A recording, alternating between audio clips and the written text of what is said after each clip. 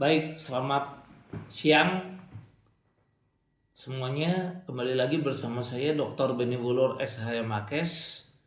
Jadi saat ini yang akan saya bahas adalah mengenai jadi banyaknya pertanyaan dan bingungnya dari Pempol. Ini proses likuidasi ini sebetulnya gimana? Terus kalau perbuatan melawan hukum ini bagaimana?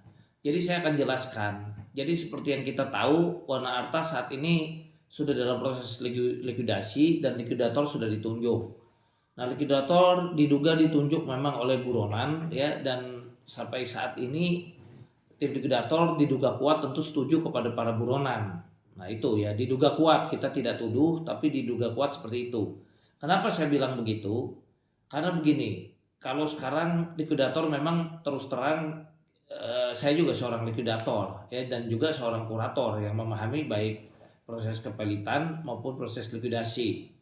Nah, di sini saya mau jelaskan. Jadi ketika seorang likuidator ini ditunjuk, kalau dia memang mau menyelesaikan dengan cepat, dia sebetulnya bisa juga mengajukan proses permohonan pilot, kemudian menunjuk kurator.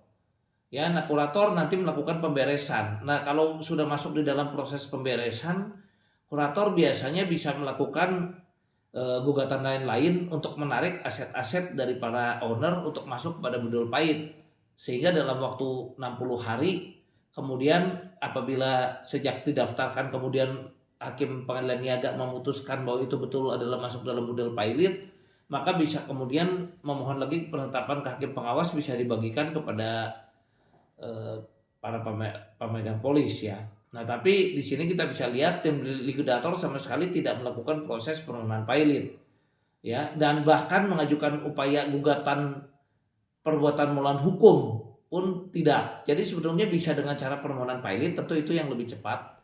Karena untuk penarikan aset, karena gini, harusnya kan proses proses pidana ya biarkanlah dijalankan oleh kepolisian, kan begitu, dihukumlah biar mereka seberat-beratnya. Tapi kalau kita nungguin mereka ditangkap dulu baru dibagikan, kan ini akan merugikan Pempol.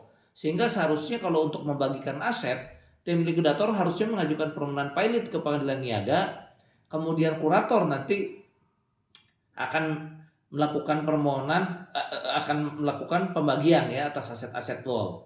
Dan apabila dirasa masih ada aset diduga kuat ada di Evlid, ada di mana, kurator bisa mengetahui ada aset-aset itu ada di pemegang saham atau siapapun yang terkait, yang bisa kurator buktikan bahwa itu adalah sebenarnya aset budol pilot, dia bisa melakukan gugatan lain-lain dan dalam 60 hari bisa ditarik menjadi aset budol pilot apabila dikabulkan oleh pengadilan niaga. Dan kemudian setelah itu karena sifatnya serta merta bisa dilakukan pembagian lagi aset itu ya.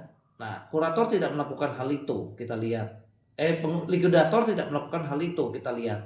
Nah, diduga kuat ada dua, apakah likuidatornya memang masih pro kepada buronan, diduga kuat, atau dia memang nggak paham karena tidak bersertifikat ya. Nah, ini yang dua hal yang mungkin perlu diketahui. Karena apa? Karena di likuidator pun sudah diduga kuat melakukan berbagai manuver dengan melakukan menyatakan voting ya. Kalau yang voting nanti diakui bisa dapat dilakukan pembayaran, yang tidak voting kemarin tidak, padahal itu jelas nggak boleh ya. Ada dugaan akan likuidator juga akan melakukan dugaan PMH, perbuatan hukum. Nah, di sini juga saya mau sampaikan, likuidator pun sebetulnya kalau niat, taruhlah dia tidak mau dengan proses pilot, seharusnya dia juga bisa melakukan gugatan PMH ya, untuk menggugat para pemegang saham supaya aset-asetnya itu masuk kepada budol pilot. Ini pun tidak dilakukan oleh likuidator, padahal dia tahu para pemegang saham semuanya sudah jadi tersangka ya, diduga kuat. Para pemegang saham ya diduga kuat ya, semua sudah tersangka, kemudian bisa diproses dan bisa saja putusan pengadilan menyatakan tetap bersalah ya. Nah, kalau proses pidana seperti kita tahu ya, itu tunggu proses sampai PNP dari kepolisian, lidik, sidik ke kejaksaan, baru naik ke PNPT MAPK ya, jadi lama juga. Nah, jadi memang kan harusnya dikombinasi, untuk dihukum seberat-beratnya adalah melalui proses pidana, untuk mendapatkan kepastian hukum supaya pemegang polisi ini cepat dapat asetnya, segera dilakukan melalui permohonan pilot ya, melalui pengadilan niaga, yang tidak dilakukan ya karena diduga kuat memang si likuidator ini masih melindungi Wall ya. Kalau dia bilang katanya ya saya akan juga fight ya, silakan upaya hukum. Ya kenapa likuidator tidak melakukan upaya hukum, tidak fight untuk mencoba mengembalikan harta-harta dari yang harusnya menjadi hak dari Pempol.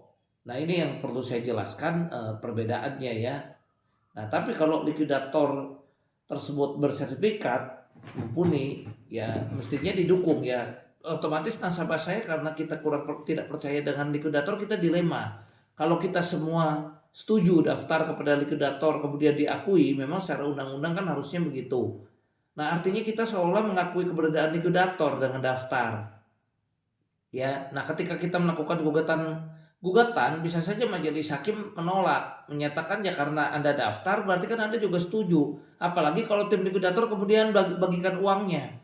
Ya walaupun terima cuman cukup untuk sendal jepit tapi seolah-olah kan menerima berarti dengan apa yang diberikan.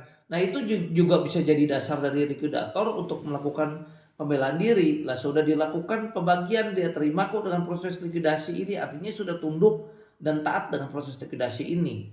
Tapi kalau kita nggak daftar, kita gugat PMH dan kita didukung oleh nasabah, mudah-mudahan dikabulkan, dan misalnya tim likuidator pada akhirnya dinyatakan juga tidak betul dan tidak sah, ya syukur-syukur bisa diganti ya dengan putusan pengadilan, dan mungkin likuidatornya yang mudah-mudahan bisa pro kepada kebenaran, ya prosesnya harusnya kan segera dilakukan itu. Nah, coba kita lihat dengan proses yang sekarang ya, ini terjadi sudah jadi seperti ini. Jadi makanya yang melakukan gugatan PMH untuk saat ini kan memang tidak daftar kepada likuidator. Kenapa? Karena ya kita kalau daftar nanti dibilang likuidator kan setuju.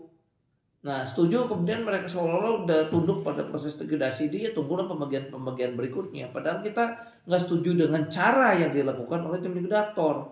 Kenapa tim likuidator tidak juga, dan dia kalau tahu sebenarnya pemegang saham ini nggak betul, kok dia tidak melakukan laporan pidana, ya kan? Harusnya tim likuidator kan lakukan laporan pidana dong pada para pemegang saham juga, dan harusnya lakukan dong gugatan penegakan hukum, dan itu pun menurut saya masih terlalu lama ya prosesnya. Seharusnya dia laporkan para pemegang saham kemudian mengajukan permohonan pilot tim regulator itu ya, sehingga ditunjuk kurator tadi udah saya jelaskan cara-cara cepat untuk mendapatkan hartanya ya.